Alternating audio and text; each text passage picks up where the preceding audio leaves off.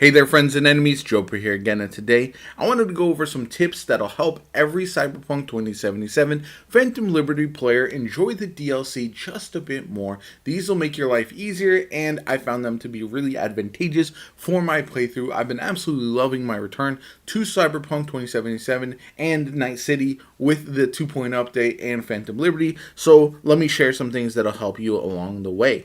First off, you're going to want to get a car with mounted weaponry as soon as possible. Vehicle combat was added with 2.0, and I've been loving it. It is very much fun in my personal opinion, and luckily there's a very easy way to get one of these free mounted weaponry cars. You simply have to go to a certain location on the map. It's not marked or anything, so definitely follow the gameplay if you want to find out where that is. Essentially, you'll follow a little questline, talk to Johnny Silverhand, and you'll get this car free of charge.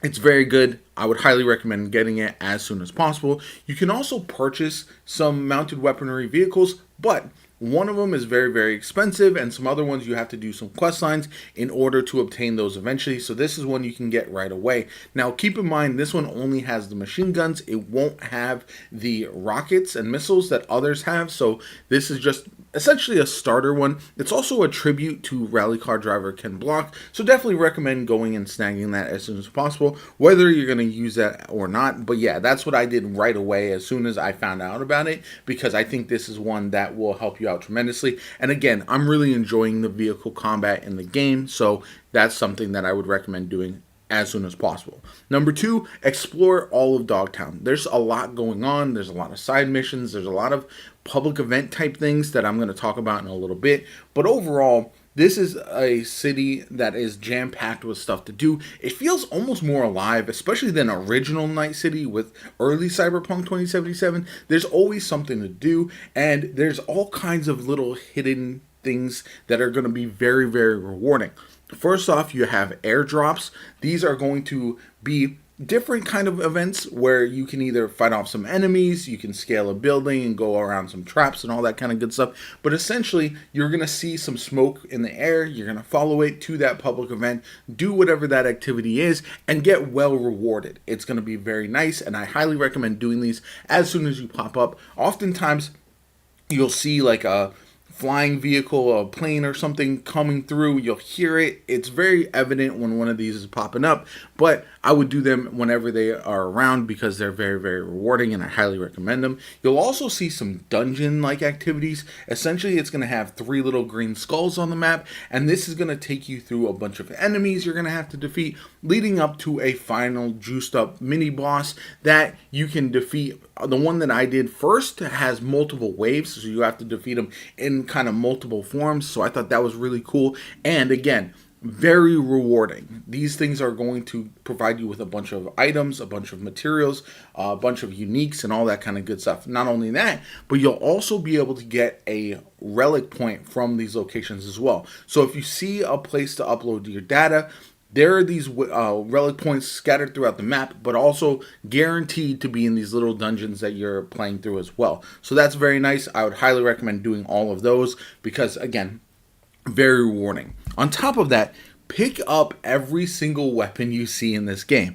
Things in Phantom Liberty get very expensive to purchase, whether it's weapons, if you want to purchase apartments, whether it's upgrades for your gear and your cybernetics and all that kind of good stuff. Everything gets very expensive. But selling high level weapons, especially if they're not the unique weapons, nets you a ton of money, and breaking them down really isn't worth it because you get plenty of materials for the non-uniques. So you're going to want to pick up every single weapon you see on the ground, in my opinion, and sell these as soon as possible. You can carry a ton of them though, so you don't really have to rush to go sell them, but it's just something that I found has been really advantageous. I know a lot of people skip over that stuff, but for me, it comes in handy having a lot of extra cash all the time to purchase whatever I want, upgrade my builds, and all that kind of good stuff. And that leads me to my next part, which is lean into your build. They've completely reworked the way builds work in 2.0. And so for me, I would highly recommend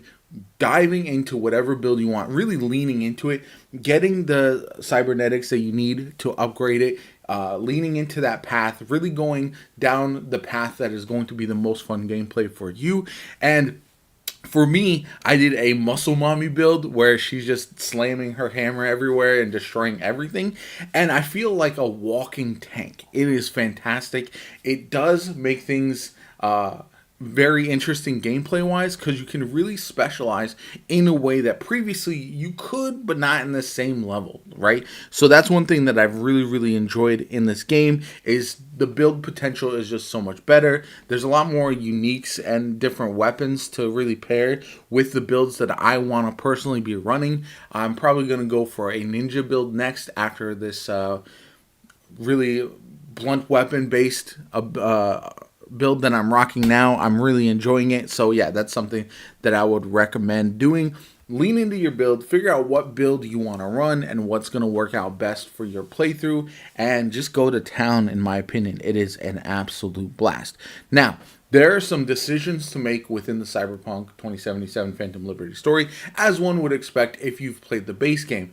But I would recommend multiple save files, right?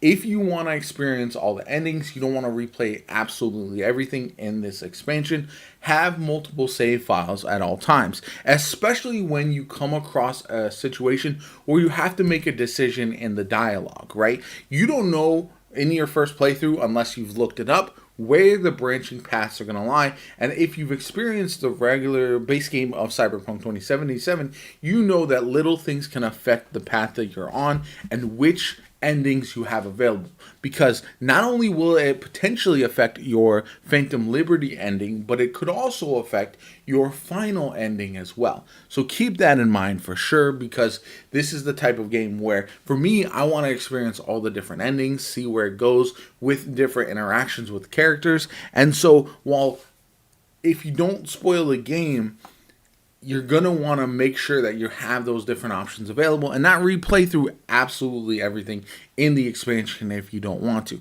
Maybe you do. Maybe you want to do a complete fresh playthrough, and that's up to you. But if you want to have access to multiple endings, make sure you're saving frequently and you have multiple save files to go back to if you want to go ahead and do that. So overall, I hope you enjoyed the video. I've been loving my time with Cyberpunk 2077 Phantom Liberty. It's been an absolute banger DLC. I would actually go so far as to say if this game dropped in its current state right now, this year, it would be up for Game of the Year. Might not beat Baldur's Gate 3, but it would be really high up there, and I think a lot of people would be loving it. So if you are a lapsed player and you haven't played Cyberpunk in a long time, or if you're a brand new player, I highly recommend going and checking it out. I'm actually doing a playthrough on the channel as well if you want to just take a look at that. But overall, my name is JoPa. I hope you enjoyed the video. If you did, hit the like button, subscribe to the channel.